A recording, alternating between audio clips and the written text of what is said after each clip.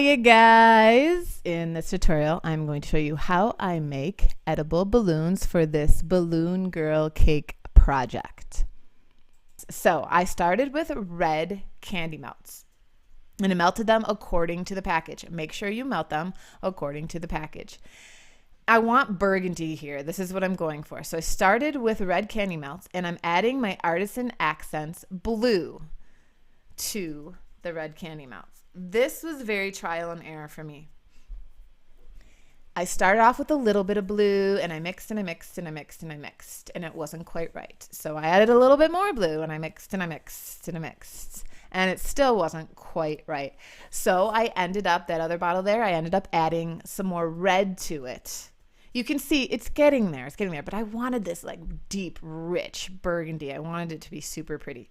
So I just kept going. There was more blue. Oh, here's red. I added red. I was thinking about adding black, but I ended up, I think, not adding black.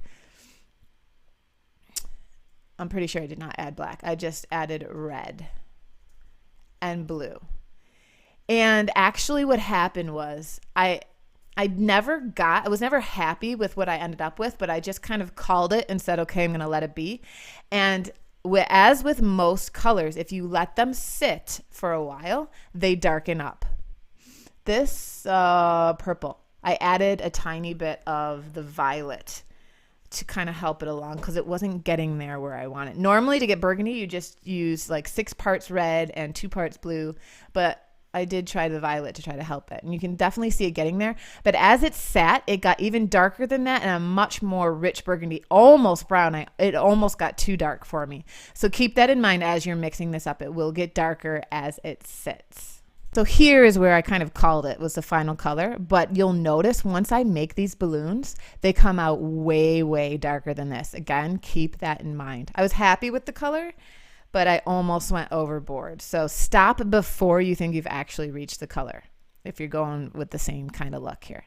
Okay, so I've got my largest half sphere pan here and I just poured some of the candy melts in and now I am moving them around with a spoon. I move them around to cover the entire thing and now I'm kind of lifting up the candy melts along the edges, along the sides, and kind of scraping along the edge as I do that, because you really want to make sure that the edges, the sides and the edges are built up enough, have enough candy melt on them so that they're not going to totally crack on you when you take these out. And then wipe off around the edge because that also helps to avoid cracking when you take them out as well. So that's what I've just done there. And then you want to pop them into the freezer for about 15 minutes. So here's the second size. I'm just pouring some in. Don't fill the entire pan because they do start to harden up on you, especially if it's cold in your area. And if they've been sitting out for a little while, they'll start to harden up before you're ready for them to harden up. So, just go a couple at a time. Once I get to the smallest pan, I'm almost nearly filling up the cavities, and that's okay. Take them out. And then all the pans stick in the freezer for 15 minutes. Then I take them out of the freezer when I'm ready to demold them. And I just carefully kind of pull the edges away from the chocolate first. That seems to help avoid cracking as well. That could just be in my mind, but that's what I do. And then flip them over and carefully push them out onto your surface. I think I filled up all 3 of these pans and then I had to go back and make more. And I think I nearly filled up all 3 of them again. Basically, that's how much I needed. Okay, so you see how much these darkened up from the original red. They're really pretty dark. And that's because they sat for a while. And I also made more colors. I used the pink, Artisan Accents pink gel color. I think it might even be called Princess Pink. I don't know if you saw the label there. And I started off with just a tiny bit. I really wanted a light pink, just a subtle pink. But it was not enough at first, so I added a tiny bit more. The color scheme I was going for, I almost thought I did not achieve it. But in the end, when everything came together, it was what I wanted. So I was happy with that. So I went with a light pink. And then I did a rose gold as well. But I tried a few things for the rose gold that just did not work well. So here you see me dusting the pan before I add the pink to it with the rose gold, Roxy and Rich rose gold hybrid edible luster dust. It did not work. I do not recommend doing that. I also tried painting after they came out. See, they came out blotchy. That was the problem. I tried painting. The painting did not stick on the chocolate. That was a disaster.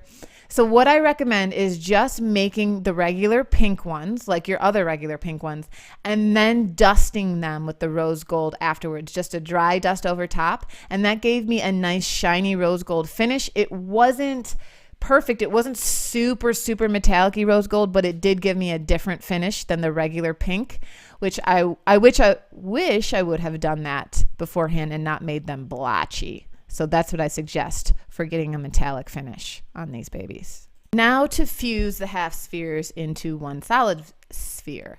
I have a flat baking pan that I put into the oven on the lowest temperature I could get it at, which I think was like 170 in my oven, and I left it in there for a little while. You want a flat surface. So I'm using actually the back of a baking pan here because I also want to be able to, as you see, put them on the baking pan, twist them, melt their edges, and then slide them off, which is why I'm using the back of this baking pan here. Slide them off, the chocolate's still warm, and then I can fuse them together carefully.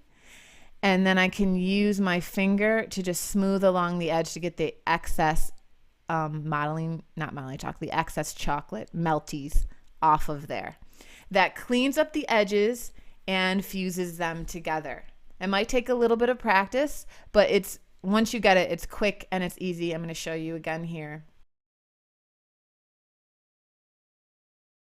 You do need your pan to be warm, and it is good to kind of twist them at the same time as well. Just twist them enough so that their edges are clean if they've cracked or anything on you, and then use your finger to go over and smooth that seam. Don't go crazy on that seam because you don't want all kinds of smudges to mar up the look of your bubble here. You just want to do, one swipe over to get rid of the excess.